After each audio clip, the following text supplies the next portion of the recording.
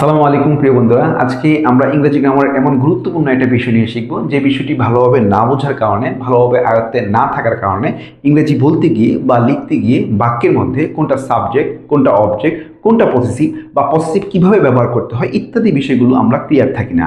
আর সেই টপিকটি হচ্ছে কেস বা কারক। বাংলায় হচ্ছে কারক, ইংরেজিতে হচ্ছে কেস। দুটো একই জিনিস, মুদ্রার এপিঠ আর ওপিঠ হলেও দুটোর মাঝে কিন্তু একটুখানি পার্থক্য আছে। পার্থক্যটা কি সেটা একটু জেনে নেই। পার্থক্যটা হচ্ছে ইংরেজিতে কেস বলতে বোঝায় যে নাউন বা প্রনাউনের সাথে বাক্যের অন্যান্য পদের যে সম্পর্ক সেটাকে ইংরেজিতে বলে কেস। আর বাংলায় কারক বলতে বোঝায় যে ভার্ব বা ক্রিয়াপদের সাথে বাক্যের অন্যান্য পদের যে সম্পর্ক সেটাকে। এখন বিষয়টা আমরা একটা উদাহরণের মাধ্যমে দেখলে আরো পরিষ্কার হয়ে যাবে ইনশাআল্লাহ। তো আমরা একটা উদাহরণ যদি দেখি, যে এই যে একটা উদাহরণ, এটা একটা বাক্য, আনোয়ার লাভস হিজ স্টুডেন্টস। এটা একটা বাক্য। আমরা জানি একটা বাক্য কয়েকটা শব্দ বা কয়েকটা পদ নিয়ে গঠিত হয়। পদ আর শব্দের মাঝে কিন্তু একটা পার্থক্য আছে। পদ হচ্ছে বাক্যে ব্যবহৃত যে শব্দ সেটাকে বলা হয় পদ, আর কোনো বাক্যে ব্যবহৃত হয়নি এমনিতেই শব্দ, সেটা হচ্ছে জাস্ট শব্দ। তো এখন এই বাক্যের মধ্যে যদি আমরা দেখি যে এখানে বেশ কয়েকটা হচ্ছে পদ আছে, আনোয়ার লাভস হিজ স্টুডেন্টস। এখন আমরা উদাহরণে বলেছি যে নাউনের সাথে, মানে নাউন বা প্রনাউনের সাথে বাক্যের অন্যান্য পদ, বাক্যের অন্য পদ আর কি আছে, এখানে একটা ভার্ব আছে, তাই তো? লাভস একটা ভার্ব আছে। এই ভার্বের সাথে তাহলে এগুলোর কি সম্পর্ক সেটা বের করাটাই হচ্ছে কেসের কাজ। তো ইংরেজি গ্রামারে কেস হচ্ছে চার প্রকার। চার প্রকার কি? এক নম্বর হচ্ছে নমিনেটিভ কেস, দুই নম্বর হচ্ছে অবজেক্টিভ, তিন নম্বর হচ্ছে ভোকেটিভ এবং চার নম্বর হচ্ছে পসেসিভ কেস। তো নমিনেটিভ কেসটা কি? নমিনেটিভ কেস হচ্ছে বাক্যের মধ্যে যে নাউন বা প্রনাউনটা সাবজেক্টের ভূমিকা পালন করেছে বা কর্তার ভূমিকা পালন করেছে সেটাকে বলা হয় নমিনেটিভ কেস। যেমন এই বাক্যে, এখানে একটা বাক্য লেখা আছে যে Afsana reads a book. Afsana reads a book. এই বাক্যের মধ্যে কে পড়ে? আফসানা পড়ে। সুতরাং আফসানাটা হচ্ছে এখানে কর্তা বা সাবজেক্ট, যার কারণে এই নমিনেটিভ কেসকে কিন্তু সাবজেক্টিভ কেসও বলা হয়। তো এখন আমরা কোনো বাক্যের মধ্যে কোনটা সাবজেক্টিভ কেস বা কোনটা সাবজেক্ট সেটা আমরা কিভাবে বের করব? আমরা খুব সিম্পল একটা ওয়ে, সেটা হচ্ছে ভার্বকে হো বা হোয়াট, অর্থাৎ কে বা কি দ্বারা প্রশ্ন করলে যে উত্তরটা পাওয়া যায় সেটাই হচ্ছে সাবজেক্টিভ কেস বা সেটাই হচ্ছে সাবজেক্ট। যেমন এই যে বাক্যের মধ্যে ভার্ব হচ্ছে রিডস, পড়া। তো আমরা যদি জিজ্ঞেস করি যে কে পড়ে, তাহলে উত্তর কিন্তু চলে আসে যে আফসানা পড়ে। সুতরাং আফসানাটা হচ্ছে এখানে সাবজেক্ট। আচ্ছা, দুই নম্বর যেটা, সেটা হচ্ছে অবজেক্টিভ কেস। তো অবজেক্টিভ কেসটা কি? অবজেক্টিভ কেস হচ্ছে যখন কোনো নাউন বা প্রনাউন বাক্যের মধ্যে কর্মরূপে ব্যবহৃত হয় তখন সেটাকে বলা হয় অবজেক্টিভ কেস। যেমন এই এখানে যে বাক্য, শি ক্যাচেস ফিশ, সে হচ্ছে মাছ ধরে, অর্থাৎ তার এই যে ধরা, সে যে ধরছে, সে কি ধরছে? সে মাছ ধরছে, অর্থাৎ তার এই ধরাটা মাছের মাধ্যমে সম্পাদিত হচ্ছে। মাছ যদি না থাকতো তাহলে সে কি ধরতো, তাই না? যার কারণে এই ফিশটা হচ্ছে অবজেক্টিভ কেস। তো কোনো বাক্যের মধ্যে আমরা অবজেক্টিভ কেস কিভাবে বের করব? খুব সিম্পল ওয়ে, আমরা যখন হচ্ছে এই ভার্বকে হোম বা হোয়াট দ্বারা প্রশ্ন করব তাহলে যে উত্তরটা আমরা পাবো সেটাই হচ্ছে অবজেক্টিভ কেস বা অবজেক্ট। যেমন আমরা যদি এই ক্যাচেসকে কোশ্চেন করি যে কাকে ধরা হলো বা কি ধরা হলো, তাহলে কিন্তু অ্যান্সার কাকের উত্তরটা আমরা পাচ্ছি না, কিন্তু কি ধরা হলো যখন অ্যান্সার হয় তখন কিন্তু অ্যান্সারটা আসতেছে ফিশ, মাছ ধরা হলো। যার কারণে এই মাছটা হচ্ছে অবজেক্টিভ বা অবজেক্টিভ কেস। এখন একটা কনফিউশন হতে পারে এমন যে এই যে এখানেও সাবজেক্টিভ বা নমিনেটিভ কেস বের করার জন্য কিন্তু আমরা এখানে হোয়াট অর্থাৎ কি ব্যবহার করেছি, আবার এখানে অবজেক্টিভ কেস বের করার জন্য কিন্তু আমরা এইখানে হোয়াটটা ব্যবহার করেছি। তাহলে দুটো যদি হয় তাহলে আমরা কিভাবে বুঝবো? এখানে একটা কনফিউশন কিন্তু ক্রিয়েট হওয়ার কথা। তা আমরা যদি এখানে বাংলাটা দেখি, এখানে বাংলা হচ্ছে ক রস্বীকার কি, আর এখানে হচ্ছে ক দীর্ঘ ইকার কি।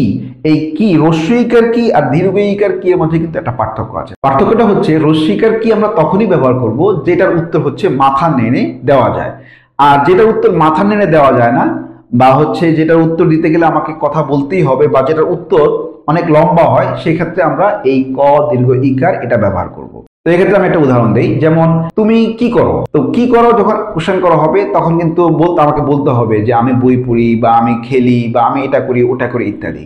কিন্তু তোমাকে যদি জিজ্ঞেস করা হয় তুমি কি ভাত খাও, এখানে যে কিটা ব্যবহার হয়েছে এটা হচ্ছে রস্বীকার কি। এটা উত্তর কিন্তু তুমি মাথা নেড়ে দিতে পারবা যে হ্যাঁ আমি ভাত খাই বা আমি ভাত খাই না, এটা কিন্তু তুমি করতে পারবা। কিন্তু প্রথম যে কোশ্চেনটা করেছি সেটার উত্তর কিন্তু তুমি মাথা নেড়ে দিতে পারবা না। এ হচ্ছে ক রস্বীকার কি এবং ক দীর্ঘ ইকার কি এর পার্থক্য। আচ্ছা, তিন নম্বর যেটা, সেটা হচ্ছে ভোকেটিভ কেস। ভোকেটিভ কেস বলতে বোঝা হচ্ছে বাক্যে যখন কোনো নাউন বা প্রনাউনকে সম্বোধন করে কিছু বলা হয় তখন সেই নাউন বা প্রোনাউনকে বলা হয় ভোকেটিভ কেস। যেমন এখানে যে একটা উদাহরণ দেওয়া আছে যে সাদিয়া কাম হেয়ার, এখানে সাদিয়া একটা নাউন, এই সাদিয়াকে সম্বোধন করে তাকে এইদিকে আসতে বলা হয়েছে, সুতরাং এখানে এই সাদিয়াটা হচ্ছে ভোকেটিভ কেস।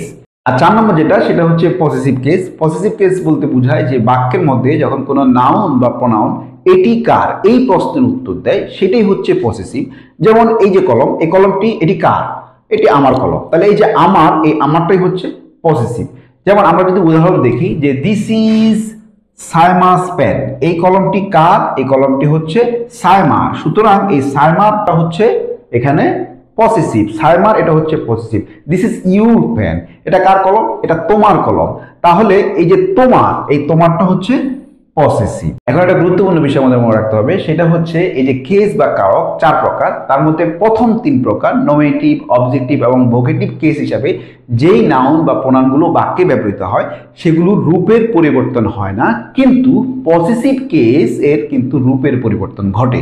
আচ্ছা, এখন এই রূপের পরিবর্তনটা কিভাবে হবে? এই ক্ষেত্রে আমাদের মনে রাখতে হবে যে পসেসিভ কেসে নাউনের রূপের পরিবর্তন জীবিত প্রাণীর ক্ষেত্রে একভাবে হবে, জড় পদার্থের ক্ষেত্রে আরেকভাবে হবে। তো জীবিত প্রাণীর ক্ষেত্রে কিভাবে হয়? জীবিত প্রাণীর ক্ষেত্রে অ্যাপোস্ট্রফি এস বা অ্যাপোস্ট্রফি কমা কোনো নাউনের শেষে বসিয়ে সেই নাউনটাকে হচ্ছে পসেসিভ করতে হয়। তো এক্ষেত্রে যেটা মনে রাখতে হবে সেটা হচ্ছে যখন কোনো নাউনের শেষে স্বধ্বনি থাকবে তখন সেখানে কিন্তু অ্যাপোস্ট্রফি এস বসবে না, সেখানে বসবে হচ্ছে অ্যাপোস্ট্রফি কমা।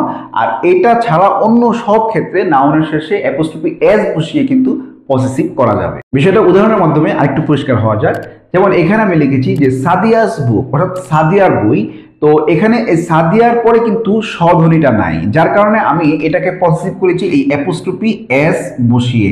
কিন্তু যখন আমি লিখেছি যে বয়েজ ক্লাব, অর্থাৎ ছেলেদের ক্লাব, তো সেখানে এই বয়েজ যেহেতু একটা প্লুরাল নাউন এবং এটা শেষে একটা এস আছে, যার কারণে এটাকে যখন আমি পসেসিভ করতে যাচ্ছি তখন কিন্তু এটা শেষে আমি শুধু কমাটা দিয়েছি, অ্যাপোস্ট্রফি এস কিন্তু দেব না, কারণ তাহলে দুইটা এস হয়ে যাবে, বয়েজ এস হয়ে যাবে, এটা করা যাবে না। সুতরাং এই এসটা কিন্তু এখানে হবে না, এখানে শুধুমাত্র হবে কি বয়েজ এবং উপরে একটা কমা দিয়ে তারপর হচ্ছে ক্লাব, এভাবে হবে। আর জড় পদার্থ থেকে যখন হচ্ছে আমরা পসেসিভ করব তখন হচ্ছে একটা বিশেষ স্ট্রাকচার আমাদের ফলো করতে হবে। সেই স্ট্রাকচারটা কি? সেই স্ট্রাকচারটা হচ্ছে the plus noun plus of the plus হচ্ছে পসেসিভ নাউন।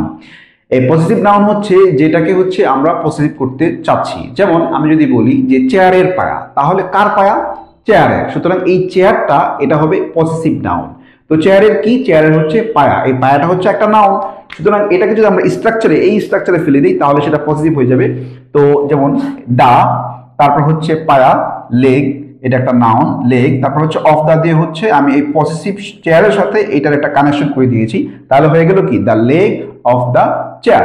এইভাবে আমি যে কোনো জড় পদার্থকে পসেসিভ করতে পারবো। যেমন আমি যদি বলি যে বইয়ের হচ্ছে কভার, তাহলে কি হবে? The cover of the book.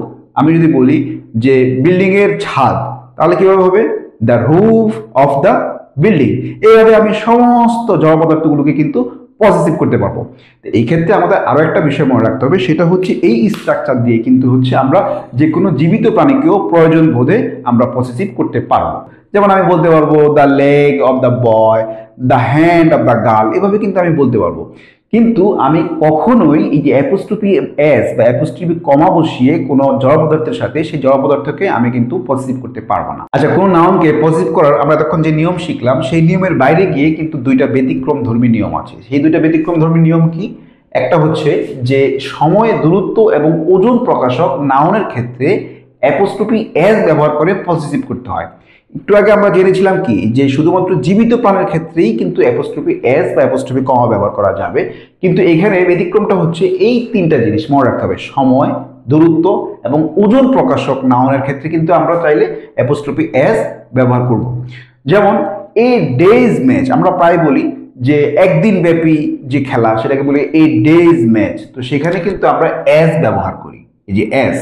তারপর হচ্ছে দূরত্ব, যেমন এট এ স্টোনস থ্রো ডিস্টেন্স, অর্থাৎ একটি ঢিল ছুঁড়ে যতটুকু যাবে ততটুকু দূরত্ব, এট এ স্টোনস মানে একটি পাথর ছুঁড়ে যতটুকু যায় ততটুকু দূরত্ব। এই যে এখানে স্টোনস, এখানে কিন্তু আমরা অ্যাপোস্ট্রফি এস বসিয়েছি, এটা ব্যতিক্রম। তারপরে এ পাউন্ডস ওয়েট, 1 পাউন্ড ওজনের, 1 পাউন্ড ওজনের কোনো কিছু, তো এখানে এই পাউন্ডের শেষে কিন্তু আমরা এসটা বসিয়েছি কেন? কারণ ওজন প্রকাশক নাউনের ক্ষেত্রে পসেসিভ করার সময় কিন্তু আমরা অ্যাপোস্ট্রফি এস ব্যবহার করতে পারবো। তারপরে 2 নম্বর যে ব্যতিক্রমধর্মী নিয়ম সেটা হচ্ছে কোনো বস্তুর উপর যখন ব্যক্তি সব আরোপিত হয় তখন কিন্তু অ্যাপোস্ট্রফি এসটা ব্যবহার করা যাবে। যেমন নেচার্স ল, মানে প্রকৃতির আইন। তো প্রকৃতি তো কোনো প্রাণী না যে তার আইন কানুন থাকবে। তো কিন্তু এখানে আমরা প্রকৃতিকে হচ্ছে একটা ব্যক্তির মতো কল্পনা করেছি বিদায় এটাকে, অর্থাৎ এটার উপরে হচ্ছে আমরা ব্যক্তি স্বভাব আরোপ করেছি। সেক্ষেত্রে যখন ব্যক্তি স্বভাব আরোপিত হবে তখন সেটাকে যখন পজিটিভ করার সময় হবে তখন কিন্তু আমরা চাইলে এই অ্যাপোস্ট্রফি এসটা ব্যবহার করতে পারবো। নেচার্স ল, আবার এটাকে এভাবে বলা যাবে the law of the nature, এভাবেও কিন্তু বলা যাবে। আবার এই যে ফরচুনস স্মাইল, মানে হচ্ছে ভাগ্যের হাসি। আমরা বলি না ভাগ্যের হাসি হাসলো, তো ভাগ্য কি হাসতে পারে নাকি? হাসতে তো পারে না। তার মানে কি, ভাগ্যকে হচ্ছে আমরা একটা ব্যক্তির মতো করে কল্পনা করছি, অর্থাৎ এটাকে আমরা পার্সনিফিকেশন করছি। তো এরকম যখন ক্ষেত্র হবে তখন সেটাকে পজিটিভ করার সময় আমরা কিন্তু চাইলে এই অ্যাপোস্ট্রফি এসটা ব্যবহার করতে পারবো। ডিউটিস কল, কর্তব্যের ডাক, এখানে ডিউটি সাথে আমরা অ্যাপোস্ট্রফি এসটা ব্যবহার করেছি কারণ ডিউটিটাকে এখানে একটা ব্যক্তি হিসাবে কল্পনা করা হয়েছে, যার কারণে।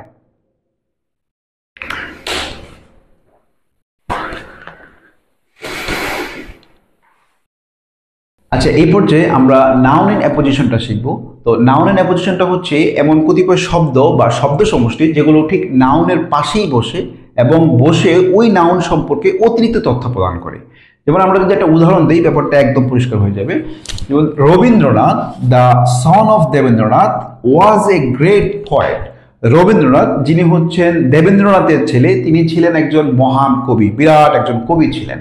তো এখানে এই যে রবীন্দ্রনাথ, এটার পাশে দ্য সন অফ দেবেন্দ্রনাথ। তো রবীন্দ্রনাথ যে ব্যক্তি, দ্য সন অফ দেবেন্দ্রনাথ একই ব্যক্তি। এই রবীন্দ্রনাথের পাশে দ্য সন অফ দেবেন্দ্রনাথ এই শব্দগুলো বসে কি করেছে, এই রবীন্দ্রনাথ সম্পর্কে অতিরিক্ত তথ্য প্রদান করেছে বা এই রবীন্দ্রনাথকে একটু ব্যাখ্যা করেছে। তার মানে এই শব্দগুলোই হচ্ছে নাউন ইন অ্যাপোজিশন। এখন এটা আমরা কেন শিখবো, এটা শিখলে আমার লাভটা কি? লাভটা হচ্ছে এইটা যে মূল নাউনটা যেই কেসই থাকবে নাউন ইন অ্যাপোজিশনটা সেম একই কেসে থাকবে।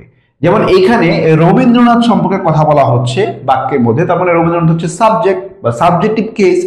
তো তার সম্পর্কে অতিরিক্ত তথ্য প্রদান করেছে কে? The son of Debendranath. এই সন অফ দেবেন্দ্রনাথটাও একই কেসে থাকবে, অর্থাৎ এটাও সাবজেক্টিভ কেসে থাকবে। আচ্ছা, আমরা যদি আরেকটা উদাহরণ দেখি তাহলে বিষয়টা একদম পরিষ্কার হয়ে যাবে।